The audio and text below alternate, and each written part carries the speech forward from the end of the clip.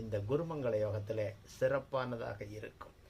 அப்போ குரு தரக்கூடிய 5 யோகங்களை இன்னைக்கு நம்ம பார்த்துருக்குறோம். இந்த 5 யோகங்களும் ஒருவருக்கு கிடைக்கணும் அப்படின்னா முதல்ல லக்னாதிபதி சிறப்பாக இருக்கணும். எந்த இருள் கிரகங்களினுடைய தொடர்புகளும் இருக்கக்கூடாது. அதே போல இந்த யோகத்தை கொடுக்கக்கூடிய குருவிற்கோ சந்திரனுக்கோ சூரியனுக்கோ செவ்வாய்க்கோ இவர்களுக்கும் இருள் கிரகங்களுடைய தொடர்பால் இவர்களும் பங்கப்படக்கூடாது. அதே போல காரக கிரகங்கள் மனைவி வீடு வாகனம்னா சுக்கிரன், அதே போல ஞானம் அறிவு அப்படின்னா புதன்.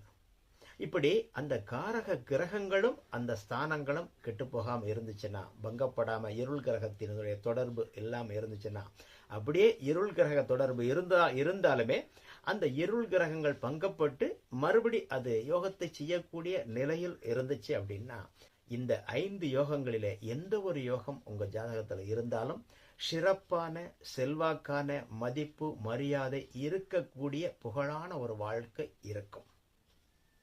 நன்றி உறவுகளே, மீண்டும் மற்றும் ஒரு நிகழ்விலே சந்திப்போம். தொடர்ந்து இணைந்திருங்கள். அன்பு உறவுகள் ஆனந்தமாக அனைவரும் வாழ்க.